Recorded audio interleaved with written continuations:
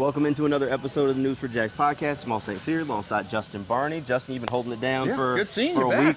Good seeing you back, man. Yeah. Missed you out this week. Ditched out a little bit. Yeah, good to have you back. We've all missed you. Sandra and I have been out at camp, and Kyle behind the camera been out here, and but we're glad to have you back in full strength. They have been holding it down.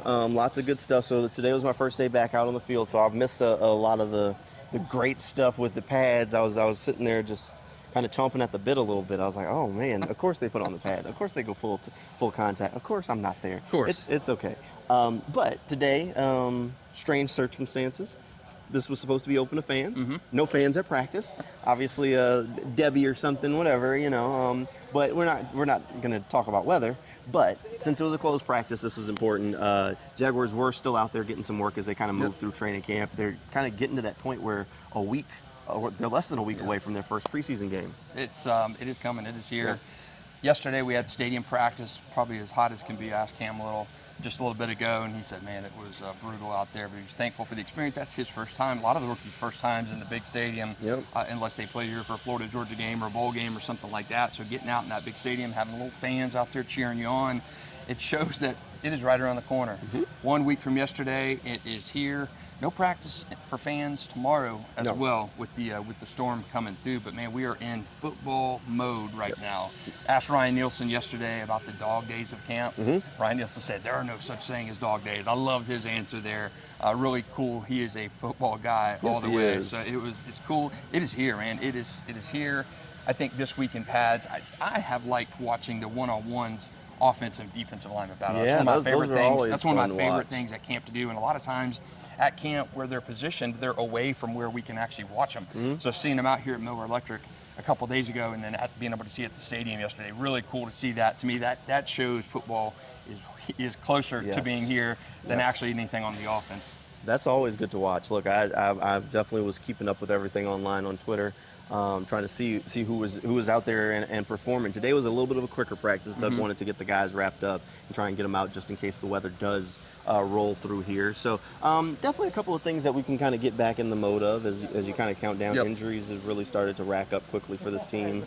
It was a long list of injuries. Big time. So we'll see how many of them can get healthy in time for the game on Saturday. A ton of guys. We were texting yesterday, who's left to interview? Because there's so many guys banged up. I mean, Cam Robinson went down with a shoulder the other day in the one-on-one drills. We had the severe injury to Patrick Murtaugh, his ankle. And just a lot of nicks and bumps and bruises. Josh Pederson injured and then subsequently released on Saturday in a transaction move. So a lot of situations injury-wise, not expecting those starters to play much at all against the Chiefs.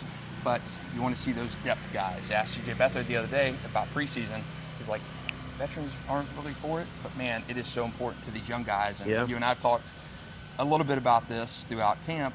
These roster battles, these bottom of the roster battles are going to be less intriguing to watch. Yeah, look, I mean, Doug originally said that his goal was to play them in all the preseason games except for the Tampa game because he'd have got him enough work there. But we'll see. We'll see what he decides to do with Trevor because the offensive line is a little banged up right now. So the one he mentioned, he talked to Cam a little after practice. I talked to Tyler Shatley. Tyler Shatley is the longest reigning Jaguars player in the locker room. Been here a while, and he's also made the decision that this is going to be his final go-round. Final season. He said it was a tough one. Yep. But he did say, you know, he didn't want to be that guy where the coaching staff was looking at him and saying, man, he's been here for so long. He looks awful. Why is he still here? He didn't want to be that guy. Right. And he also said he wants to spend more time with the kids.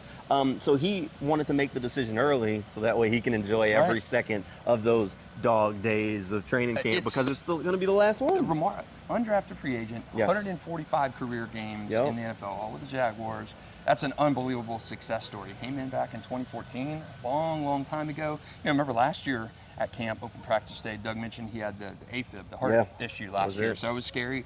Last year, Tyler made it back and came and played. He was a veteran on that offensive line, but it is transition. It's a new time, and you're going to see a new face for Tyler Shatley. He's been here forever, so cool to hear him talk to you today about that. He said he's thinking about dropping some weight. He's looked at some of the other, a couple other former Jags offensive line. He dropped some names on, said that you wouldn't even recognize them. They're cut up. They've dropped the weight, so he's looking forward to that. So we love Tyler Shatley. Tyler Shatley's one of the best guys to talk to in the locker room. So we're definitely going to miss him around here. Has been the consummate pro for the Jaguars. Also was a Walter Payton Man of the Year award nominee for the Jaguars one year. Right. So fantastic guy, fantastic human. Wishing him well. Hopefully this is the last. Maybe the Jaguars can send him out with a nice run through the playoffs. Check one more box for old Shat. Mate, that'd be awesome. He has been through the change, through the Urban Meyers, Maroons. He's been a consistent for the franchise. While in a franchise where nothing has been consistent, Tyler Shatley has been.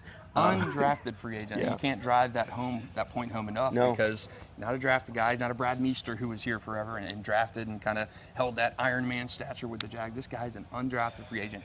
Passed, left, traveled, and became a franchise, I'm not going to say icon, but franchise mainstay for this Jaguars franchise. All right, today was a little bit of a quick practice, kind of abbreviated. They're kind of in that, I guess, ramp down mode before they start to ramp back up for the game day.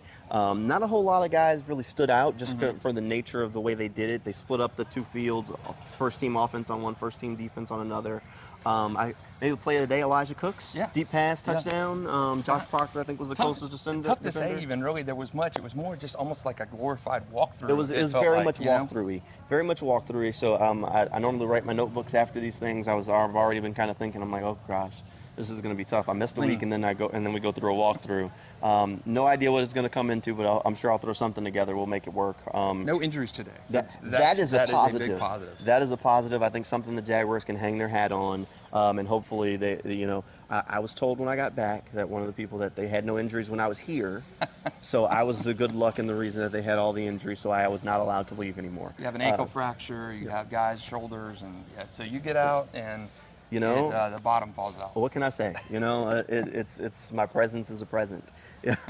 But we'll have plenty of coverage coming your way over on News4JAGs. We'll have stuff over on News4JAGs.com. Teal the show's coming your way tomorrow night. We'll have Frank Frangie in the fold for that. Mentioned the notebook earlier. We'll have that. We'll also have the full interviews with Cam Little and Tyler Shatley over on News4JAGs.com. Check out all of those. Make sure you subscribe wherever you get your podcast. And we'll keep these rolling your way. Hey, thanks for hanging out with us, and we will see you next time.